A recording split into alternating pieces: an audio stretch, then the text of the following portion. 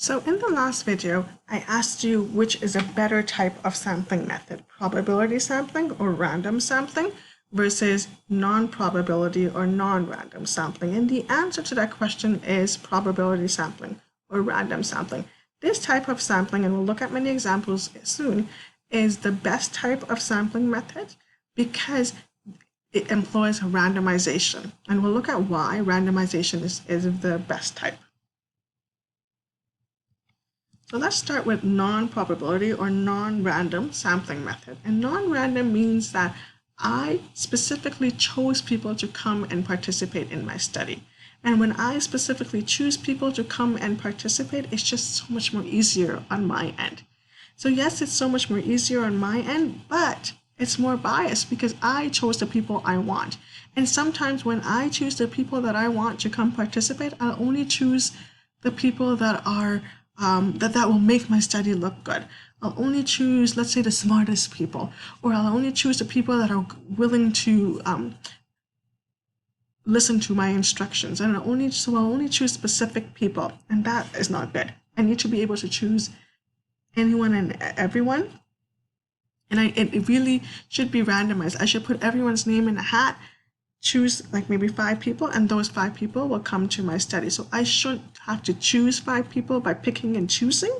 I should put everyone's name in a hat, and I pick 5 people, and everyone should have an equal chance of being chosen. I shouldn't just choose my favorite 5. And so that's what non-probability sampling is when I'm picking and choosing my favorite people. And there are many ways one can do that. So there's something called convenience sampling, and convenience sampling is just choosing the people that are most readily available. It's voluntary participation. So let's look at an example. Let's say this is our class, and I want to do a study on what people think of Georgian College, and I purposely choose the front row students. So I choose the first 20 students in the front row, and I tell them to come and participate in my study.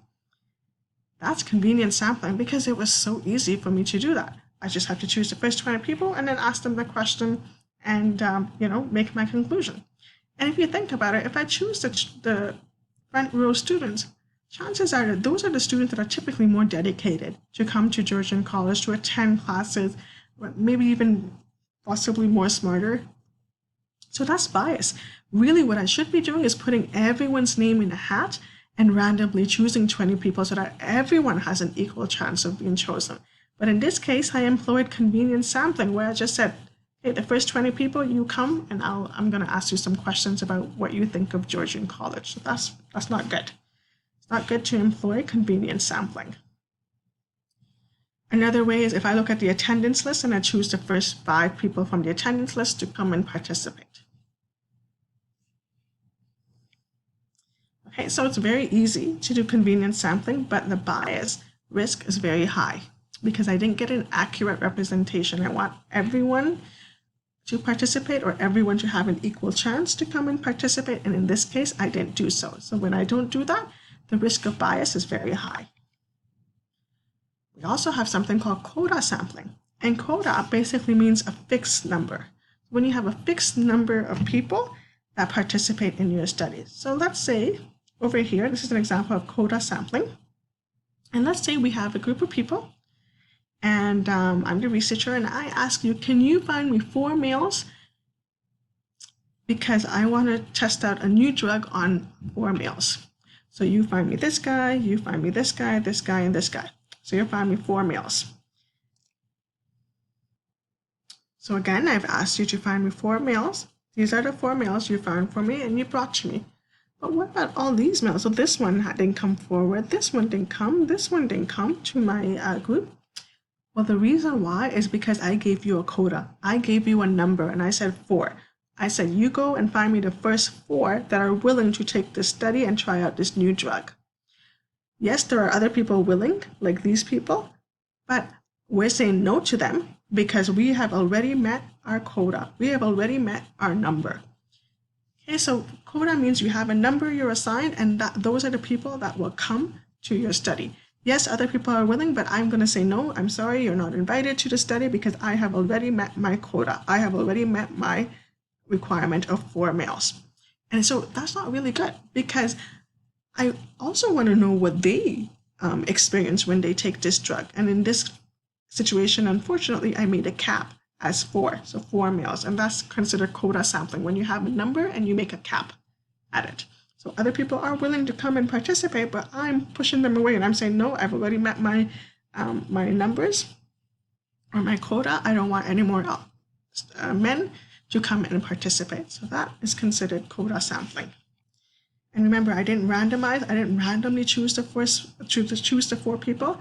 I got people to come and specifically handpick those 4 people to come forward and participate in my study, which is not ideal.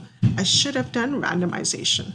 I should have put all the males in a hat, the names of the male in a hat, and randomly choose 4 male. I shouldn't handpick. Then we're going to look at something called purposeful sampling.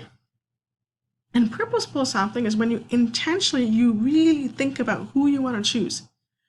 So if I want to see what the GPA is, what the grade point average is for the students at Georgian College, and I want to publish it for public knowledge, I may purposely choose the smartest students, or top 10 smartest students of the class, and ask them what their GPA is. And if I do that, and let's say all the GPA is high, I might conclude and publish the study and say that all students at Georgian College have a very high GPA. So all students at Georgian College have a very high GPA. How did I get my information?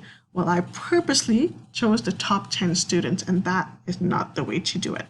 The correct way to do it is by looking at all the students, the smartest, and also the ones that are average, and also the ones that are below average. That's the right way to do it. Okay, so purposeful sampling is when you're intentionally thinking about where to get your students to make your study look good. This is a good video that compares purposeful sampling to convenience sampling, so I do encourage you to look at that because it does a really good job of comparing the two. Because convenience sampling is just people that are just readily there. They're willing to come participate. Whereas purposeful sampling is where you really have to think now about where can you get the best people to come and participate in your study to make your study look good. So I do encourage you to watch this video so that you can understand more. The next type of sampling we'll look at is something called network sampling. It's also known as snowball sampling. And the example I have here is, let's say this is me and I'm the researcher. And I want to find out about this rare disease that has come out. So I know that there are 2 people that have this rare disease. So I interview them and I ask them questions about the rare disease. But these 2 people are the only ones I know that have the rare disease. So I asked those people, can you find me more people that have the same rare disease as you? And this person knows of 3 more people that have the same rare disease. So he introduces me to these 3 people, and I go to them and I ask them some questions about the rare disease. And same thing here, I ask her about the if she knows people with the rare disease, and she brings me 3 other people who have the same rare disease as her. Once I've interviewed these people, I now ask all of them, can you find me more people that share the same rare disease as you? And they go and bring me some more people. So it's like a snowball effect where it starts off with just 2 people and then it snowballs, or we get bigger numbers. So this happens when I, as a researcher, can't find people with that rare disease. So I ask other people, or I ask these 2 individuals to help me find more people. Another example is, let's say people have migrated here illegally from Mexico, hypothetically speaking. So I know that these 2 people have migrated here illegally or have moved here illegally. So I asked them about, how they did that. And then I asked them, can you find me more people that have, illegally come here from Mexico? And they find me these 3 people. And I interview them and I ask them, how did you come to Canada? What was the secret? How did you manage to come and sneak in here? And same thing here, I ask them the same questions. And then they answer me and they bring me some more people. And she brings me some more people that she knows that have come here from Mexico. So when I, as a researcher, can't find people, I ask my subjects, I ask my participants to help me find people. So it's easy to do, especially if people are willing to recommend people to me or to bring people to me. The only disadvantage is that we usually need randomization. So I know in this case we can't get randomization, but sometimes the best way is if we get randomization happening. If we could put everyone's name into a hat that has the rare disease and then bring them, those people that got chosen will come forward to me so that I could interview them. But sometimes it's not so feasible. Okay, that's good. So those were all examples of non-probability sampling. There's a video here that reviews everything. In the next video or the last video, we're going to look at probability sampling.